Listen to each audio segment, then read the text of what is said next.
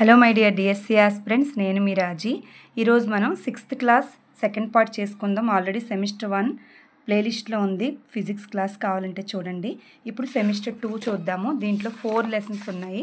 ఏది ఇంపార్టెంటో అది మాత్రమే తగ్గించి చెప్తాను. ఓకే, చూడండి, మిస్ చేసుకోవద్దు. అంటే ప్రతి టెక్స్ట్ బుక్ని దాటి మనకు అసలు ఎవ్వరు ఎగ్జామ్లో, కాబట్టి టెక్స్ట్ బుక్ని మనం తప్పనిసరిగా చూడాలి.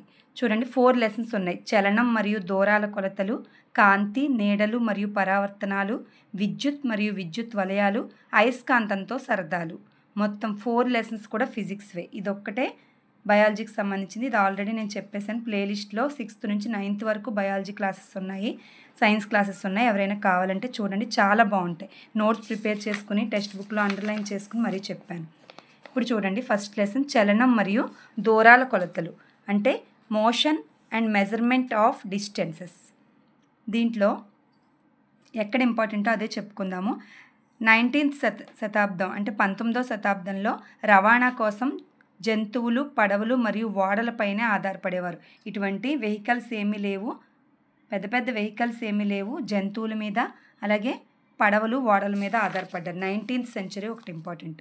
నెక్స్ట్ అలాగే 1900 ప్రారంభ సంవత్సరాల్లో విమానాల యొక్క అభివృద్ధిని చూసాము. 1900 వరకు కూడా ఈ అభివృద్ధి లేదు. 19th సెంచరీలో ఈ విమానాల అభివృద్ధిని చూసామట. 20వ శతాబ్దంలో ఎలక్ట్రికల్ ట్రైన్స్, అలాగే మోనోరైలు, సూపర్సోనిక్ విమానాలు, అంతరిక్ష నౌకలు కూడా, ఇవన్నీ కూడా 20వ శతాబ్దం నుంచి మనకు అందుబాటులోకి వచ్చాయి. అదొకటి ఇంపార్టెంట్. 19th 20 శతాబ్దాలు ఇచ్చాడు ఇక్కడ మనకి. తర్వాత కొలతల గురించి ఇచ్చాడు. ఎక్కడ ఇంపార్టెంటో అది సరిపోద్ది, ఇదంతా మనకు అనవసరం. నెక్స్ట్ వన్ ఇక్కడ చూడండి. కొలత అంటే ఏంటి? తెలియని పరిమాణాన్ని తెలిసిన పరిమాణంతో పోల్చడం. సపోజ్ ఇక్కడే అడగొచ్చు, ఎబ్రివేషన్ అడగొచ్చు. కొలత అంటే ఏంటని కింద 4 రకాల ఎబ్రివేషన్స్ ఇస్తే మనం చదవకపోతే అది కన్ఫ్యూజ్ అయ్యే ఛాన్స్ అయితే ఉంది. కాబట్టి కొలత అంటే తెలియని పరిమాణాన్ని, తెలియని దాన్నే కదా కొలుస్తాం, పరిమాణాన్ని తెలిసిన పరిమాణంతో, స్కేల్ కానీ టేప్ కానీ అలా తెలిసిన దాంతో కొలవడాన్నే మనం పర్టికులర్ కొలతలు పెట్టుకుని కొలవడాన్నే కొలతలు అంటాం, మెజర్మెంట్. నెక్స్ట్ మనకి తెలిసిన స్థిర పరిమాణాన్ని ప్రమాణం అంటాము. ప్రమాణం లేదా యూనిట్ అంటాం. తెలిసిన దాన్ని దేంతో కొలుస్తున్నామో దాన్ని మనం ప్రమాణం లేదా యూనిట్ అంటాం. ఒక కొలత యొక్క ఫలితం 2 భాగాలుగా వ్యక్తీకరించబడింది. ఒకటేమో సంఖ్య, రెండోది ప్రమాణము అంటే యూనిట్. ఫస్ట్ నెంబర్ అంటే ఇప్పుడు చూడండి, ఎగ్జాంపుల్ గది పొడవు 12 ఫీట్స్ అని అన్నారనుకోండి. దాంట్లో 12 అనేది నెంబరు, అడుగు పొడవు అనేది అది ఫీట్తో కొలుస్తున్నారు కాబట్టి ఫీట్ అనేది యూనిట్ అవుతుంది అనమాట. ఫీట్ అనేది ప్రమాణం లేదా యూనిట్, 12 అనేది నెంబరు. అలా 2 పార్ట్స్ కింద డివైడ్ అయ్యి ఉంది. నెక్స్ట్ మనకి ఇక్కడ చూడండి, చేతి జాన తెలుసు కదా, జాన అంటే ఈ పరిమాణం. అప్పుడు జానలు ఉపయోగించేవారట అప్పట్లో. ఇప్పుడు ఎవరు అంత ఉపయోగించట్లేదు. అంటే అది సరైంది కాదు, పర్టిక్యులర్ మనకి ఖచ్చితత్వాన్ని ఇవ్వదన్నమాట. ఖచ్చితంగా కొలతలు కొలవాలంటే ఈ జానలు, బెత్తలు ఇవేమీ సరిగ్గా ఉపయోగపడవని తెలుసుకుంటే చాలు మీకు. నెక్స్ట్ ఇక్కడ చూడండి, కొలతల ప్రామాణిక ప్రమాణాలు. ఇక్కడ చాలా ఇంపార్టెంట్ పాయింట్స్ ఇచ్చాడు. మనకు చదవకపోతే మాత్రం కంపల్సరీ మిస్ అవుతాం. ప్రాచీన కాలంలో ఒక పాదం పొడవు, అలాగే వేలు పొడవు, అడుగు దూరాలను సాధారణంగా కొలతల యొక్క వివిధ ప్రమాణాలుగా ఉపయోగించేవారు. అప్పుడు అంటే అడుగు దూరం, అడుగు పెట్టి 1, 2, 3 అని లెక్క పెట్టేవారు పాదంతో. అలాగే వేలు పొడవును బట్టి కొలిచేవారు, అలాగే అడుగు దూరాలని కొలిచేవారు అనమాట. సింధులోయ నాగరికతలో మాత్రం కొలతలు వాళ్ళకి తెలుసు అని చెప్తున్నారు. అంటే ప్రజలు సరి అయిన కొలతలను ఉపయోగించి ఉండాలి. ఎందుకంటే త్రవ్వకాల్లో రేఖాగణిత నిర్మాణాలు, సాక్ష్యాలు చూసాం అనమాట. ఖచ్చితమైన చెరువు నిర్మాణాలు అవి సింధులోయ నాగరికతలో పర్టికులర్ కొలతలతో ఖచ్చితంగా ఉన్నాయన్నమాట. కాబట్టి వాళ్ళకి రేఖాగణితం గురించి వాళ్ళకి తెలుసు అని చెప్తున్నాడు ఇక్కడ. నెక్స్ట్ ప్రాచీన కాలంలో ఈజిప్ట్లో మోచేయి నుండి వేలి కొనల వరకు గల పొడవును ఒక మోరగా ఉపయోగించారు. ఈజిప్ట్లో స్టార్టింగ్ మనకి ఈజిప్ట్లో మోరని స్టార్ట్ చేశారనమాట. ఇప్పటికీ మనం మోరలు అంటే మల్లెపూలు, అవి పూలు మోరలు కొలుస్తారు కదా, అలాగా. రోమన్లు అయితే వారి అడుగులతో పొడవులను కొలిచేవారు. రోమన్లు ప్రాచీన కాలంలో ఇండియన్లు ఎలాగో అలాగే రోమన్లు అడుగులతో పొడవులను కొలిచేవారు. అలాగే ఇక్కడ ఈజిప్షియన్లు అయితే మోరని ఉపయోగించేవారు. నెక్స్ట్ 1790వ సంవత్సరంలో ఫ్రెంచ్ వారు ఇక్కడ ఇంపార్టెంట్ మనకి ఫ్రెంచ్ వారు మెట్రిక్ వ్యవస్థ అని పిలువబడే ఒక ప్రామాణిక కొలతను ఉపయోగించారు. మెట్రిక్ మెథడ్ని ఉపయోగించిన స్టార్టింగ్ ఎవరు ఉపయోగించారు అంటే ఫ్రెంచ్ వారు అనేది చాలా ఇంపార్టెంట్, మనకి ఇచ్చే అవకాశం ఉంది అక్కడ. మొన్న మాక్ టెస్ట్ ఎవరైనా రాసారా? నవచైతన్య వాళ్ళది నేనైతే రాశాను. దాంట్లో ద్యుతి గురించి ఇచ్చాడు. సెమిస్టర్ 1లో ద్యుతి గురించి కాంతి లెసన్లో చెప్పాను. అది నాకు చాలా హ్యాపీని ఇచ్చింది, ఎందుకంటే నేను చదవగానే టెక్స్ట్ బుక్లోంచి ఒక బిట్ వచ్చింది. టెక్స్ట్ బుక్ నుంచి అయితే మనకి మిస్ చేయడు. 6th నుంచి 10th వరకు ఫిజిక్స్ చదివే వాళ్ళు చదవండి. నెక్స్ట్ అంతర్జాతీయ ప్రమాణాల వ్యవస్థ, SI ప్రమాణాలని అంటాం. మనకి పొడవున శాస్త్రవేత్తలు కనిపెట్టారనమాట. సరైన ప్రమాణం ఉండాలి, జానలు బెత్తలు మూరలు ఇవన్నీ కాదనేసి అప్పుడు ఒక రకమైన కొలతని అంతర్జాతీయ ప్రమాణాల వ్యవస్థని స్టార్ట్ చేశారనమాట. దాన్నే మనం SI ప్రమాణం అంటాం. SI పొడవు యొక్క SI యూనిట్ ఏదంటే మీటర్. పొడవు యొక్క ప్రమాణం meter. 1 meter is equal to అందరికీ తెలుసు 100 centimeters. 1 centimeter is equal to 10 millimeter. పెద్ద దూరాలను కొలవడానికి అయితే కిలోమీటర్ను ఉపయోగిస్తాం. 1 కిలోమీటర్ ఈక్వల్ టు 1000 మీటర్స్. తెలియని వాళ్ళు ఉంటే తెలుసుకుంటారని చెప్తున్నాను, చిన్న చిన్న పాయింట్స్ అయినా. నెక్స్ట్ ఒక చెట్టు యొక్క చుట్టుకొలతను కొలవాలనుకోండి, లేదా మన ఛాతీ పరిమాణాన్ని చుట్టూ కొలవాలంటే స్కేలు సాధ్యం కాదు, ఎందుకంటే స్కేలు వంగదు కాబట్టి అప్పుడు టేపులను ఉపయోగిస్తాం. నెక్స్ట్ ఇంక ఇక్కడ ఇంపార్టెంట్ ఏమీ లేదు. ఇక్కడ చూడండి చలనాలు రకాలు. ఒక తిన్నని రోడ్డు మీద ఇక్కడ చాలా ఇంపార్టెంట్ వచ్చింది, ఒకసారి చూడండి. అంటే చలనాలు అనేవి చాలా రకాలు ఉన్నాయి. వృత్తాకార చలనం, రేఖీయ చలనం ఇవన్నీ ఉన్నాయి. ఒకసారి చూడండి. తిన్నగా ఉండే స్ట్రైట్గా ఉండే రోడ్డు మీద వెళ్ళే వాహన చలనం, అలాగే పరేడ్లో సైనికులు స్ట్రైట్గా నడుస్తారు. సైనికుల కవాతు క్రిందకి పడుతున్న ఒక రాయి యొక్క చలనాన్ని మనం గమనించామంటే అది ఎలా ఉంటుందంటే రేఖీయ చలనం ఉంటుంది. రేఖీయ చలనం అంటే ఇక్కడ చూడండి రెక్టిలీనియర్ మోషన్ అంటే రేఖీయ చలనం.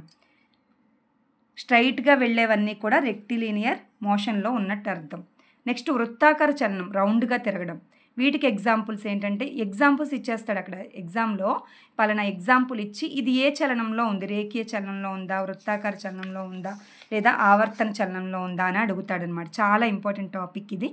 ఒక రాయిని తీసుకుని దానికి దారం కట్టి మీ చేత్తో రౌండ్గా తిప్పండి. గిరగిరా తిప్పితే అది ఏ చలనంలో ఉన్నట్టు అంటే వృత్తాకార చలనంలో ఉన్నట్టు అనమాట. రౌండ్గా తిరుగుద్ది. అదే ఫ్యాన్ కూడా, ఫ్యాన్ని అబ్జర్వ్ చేయండి, రౌండ్గా తిరుగుతాయి రెక్కలు.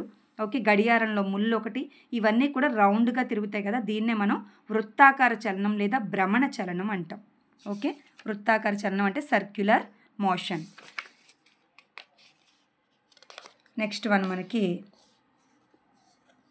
ఆవర్తన చలనం ఉంది. ఆవర్తన చలనం అంటే ఇక్కడ చూడండి ఉయ్యాల ఉంటుంది కదా, ఉయ్యాల చూడండి వెనక్కి ముందుకు కదులుతుంది.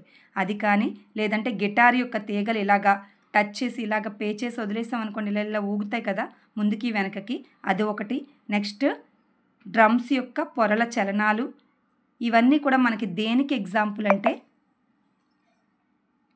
ఆవర్తన చలనం అనమాట. ఆవర్తన చలనం అంటే పెరియోడిక్ మోషన్. నెక్స్ట్ వన్ కుట్టు మిషన్. ఇంకా ఎగ్జాంపుల్స్ ఇచ్చాడు. మిషన్ కుట్టే సూది చూడండి ముందుకి వెనకకి పైకి కిందకి కదులుతుంది, అది కూడా మనకు ఆవర్తన చలనం కిందే లెక్క. అది చక్రం ఉంటుంది, మిషన్ యొక్క చక్రం అయితే వృత్తాకార చలనం లేదా భ్రమణ చలనం అని అంటాం. కానీ సూది మాత్రం పెరియాడిక్ చలనం లేదా ఆవర్తన చలనం అంటాం. నెక్స్ట్ నేలపై బంతి చూడండి, బంతిని ఇలా కొట్టేసి వదిలేయండి, పైకి కిందకి కదులుతుంది, దాన్ని కూడా మనం ఆవర్తన చలనం అంటాం. అంటే ఒక ఎగ్జాంపుల్ ఇచ్చి ఏ చలనానికి చెందుద్ది అని ఇస్తాడనమాట. చాలా ఇంపార్టెంట్ అక్కడ. ఒకేసారి రేఖీయ చలనాన్ని భ్రమణ చలనాన్ని ప్రదర్శించేది ఏదంటే బంతి చూడండి, ఇలా గిరేసాం అనుకోండి పైకి కిందకి కదులుతూ, అలాగే నేల మీద రౌండ్గా దొర్లుతూ వెళ్తుంది. కాబట్టి బంతి అనేది రేఖీయ చలనం మరియు భ్రమణ చలనం. లేదా భ్రమణ చలనం అంటే రెక్టిలీనియర్ రొటేషనల్ మోషన్ అంటాం. సర్క్యులర్ మోషన్ అన్నా రొటేషనల్ మోషన్ అన్నా ఒకటే. ఓకే, రెక్టిలీనియర్ అంటే రేఖీయ చలనం. రేఖీయ చలనాన్ని వృత్తాకార చలనాన్ని ప్రదర్శించేది ఏదంటే బంతి. ఇక్కడ సారాంశం జస్ట్ ఇచ్చాడు. అంటే మనం ఇప్పటి వరకు చూసినవి దీంట్లో ఉన్నాయి, ఇవి కూడా చాలా ఇంపార్టెంట్, కానీ జస్ట్ చూసేసాం ఆల్రెడీ ఇవన్నీ. నెక్స్ట్ ఇక్కడ బిట్స్ ఇచ్చాడు చూడండి. 1 meter is equal to 100 centimeters. 5 kilometers అంటే ఎంత, 1 కిలోమీటర్ అంటే 1000 మీటర్స్ కాబట్టి 5 కిలోమీటర్స్ అంటే 5000 మీటర్స్కి సమానం. అలాగే పిల్లలు ఊగే ఉయ్యాల దేనికి ఎగ్జాంపుల్? ఆవర్తన చలనం. కుట్టు మిషన్ సూది యొక్క కదలిక అనేది ఆవర్తన చలనం. సైకిల్ చక్రం యొక్క కదలిక వృత్తాకార చలనం. నెక్స్ట్ లెసన్ మనకి కాంతి, నీడలు మరియు పరావర్తనాలు. దీంట్లో ఎగ్జాంపుల్ ఏంటంటే, తమ సొంత కాంతిని విడుదల చేసే సూర్యుని వంటి వస్తువుల్ని మనం ప్రకాశవంతమైన వస్తువులు అంటాం. సొంత కాంతిని స్వయంగా ఉత్పత్తి చేసే వాటిని మనం ప్రకాశవంతమైన వస్తువులు అంటాం. అంటే ల్యూమినస్ మెటీరియల్స్ అంటాము. అయితే ఇక్కడ చూడండి, 3 లక్షణాలు ఉంటాయి వస్తువులకి: పారదర్శకత, అపారదర్శకత, పాక్షిక పారదర్శకత. ఇక్కడ చూడండి, ఒక్కొక్క దాని గురించి క్లియర్గా ఉంది. అపారదర్శక వస్తువులను ఒక్కొక్కటి సూర్యకాంతిలో పెడితే వాటి నీడలు అనేవి భూమిపై ఏర్పడిన ఆయా వస్తువుల యొక్క నల్లని మచ్చ లేదా నీడ అనేది ఏర్పడుతుంది. నల్లని మచ్చ కారణంగా నీడ అనేది ఏర్పడుతుంది. నీడలు ఎలా ఏర్పడతాయంటే, కాంతి అనేది దాని గుండా ప్రవేశించకపోతే మాత్రం అపారదర్శక పదార్థాల నుంచి నీడలు అనేవి ఏర్పడతాయి. ఇక్కడ చూద్దాము. నీడను చూడటానికి మనకు కాంతి జనకం మరియు అపారదర్శక వస్తువు అనేది ఉండాలి, అంతే కదా. సూర్యుని కాంతి లేదా సూర్యుడు లేదా టార్చ్ లైట్ లేదా క్యాండిల్ లేదా ఏదో ఒక వెలుగు ఉండాలి. కాంతి జనకం ఉండాలి, అలాగే అపారదర్శక వస్తువు ఉండాలి. దానికి అడ్డుగా పెడితే దాని యొక్క నీడ అనేది మనకి ఏర్పడుతుంది. ఇది కూడా చాలా ఇంపార్టెంట్. కాంతి జనకము, అపారదర్శక వస్తువు అనేది నీడ ఏర్పడడానికి కారణాలు. నెక్స్ట్ వన్,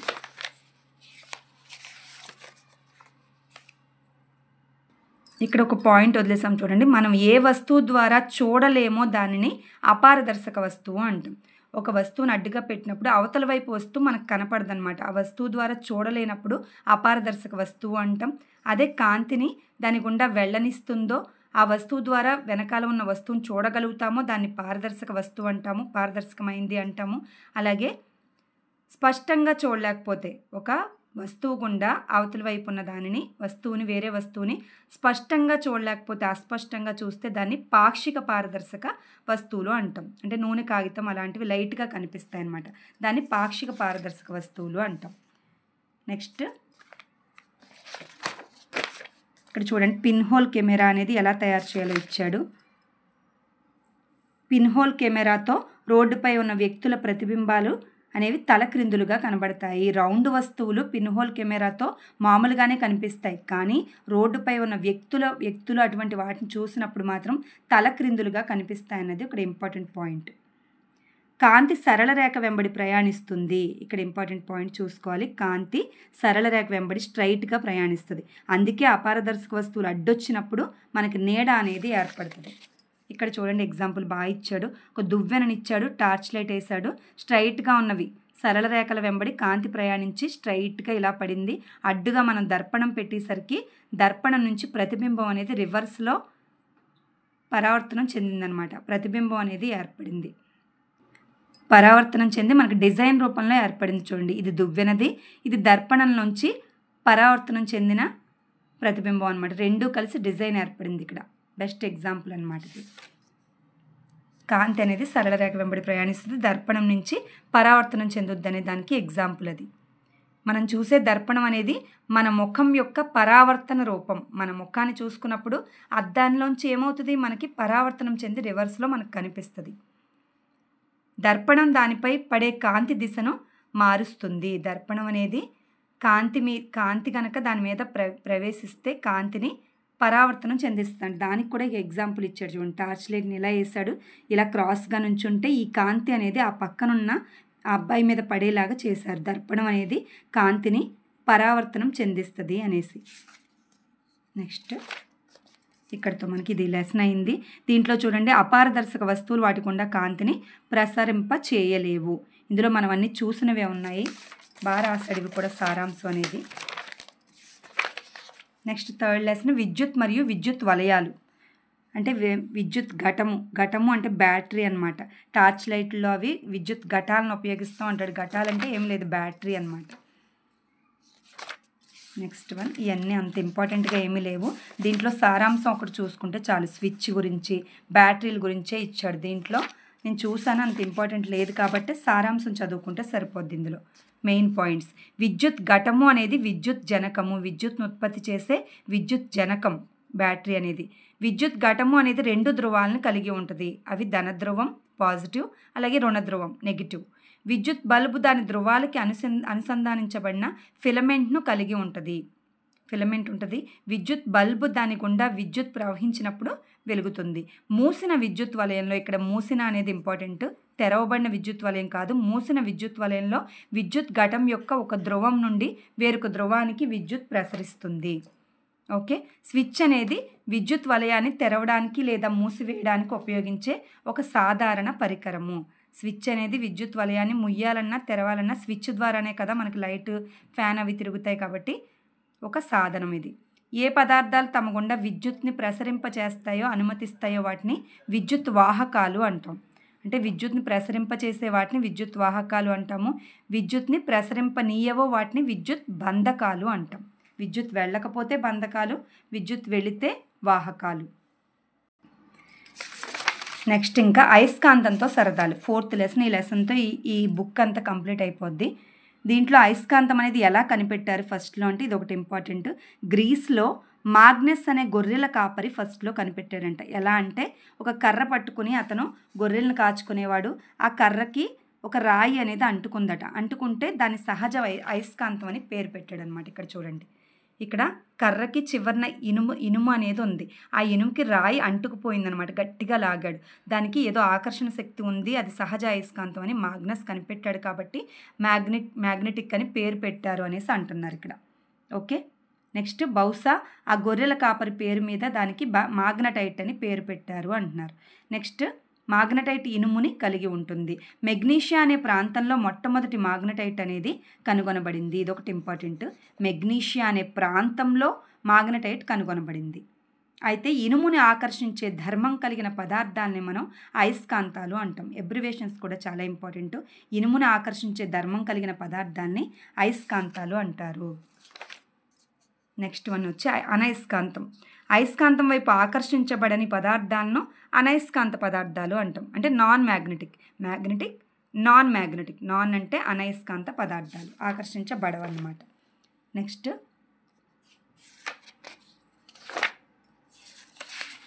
ఇక్కడ అంత దిశల్ని అది జస్ట్ పాయింట్స్లో చూసేద్దాము.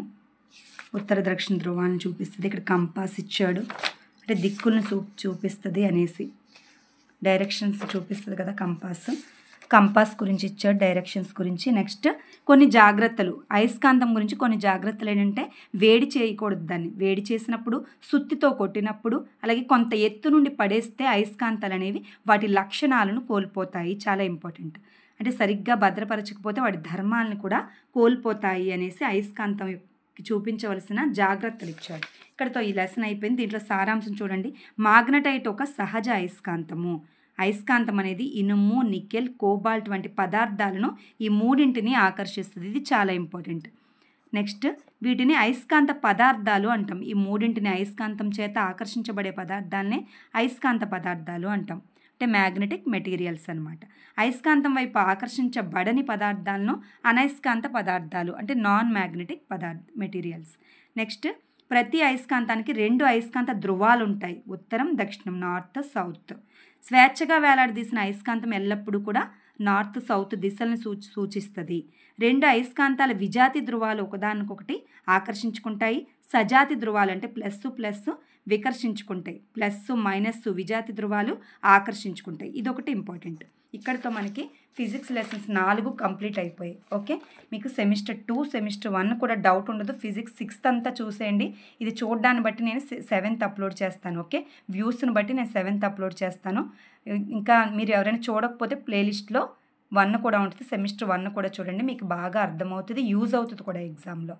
Okay. Keep watching. Thank you so much.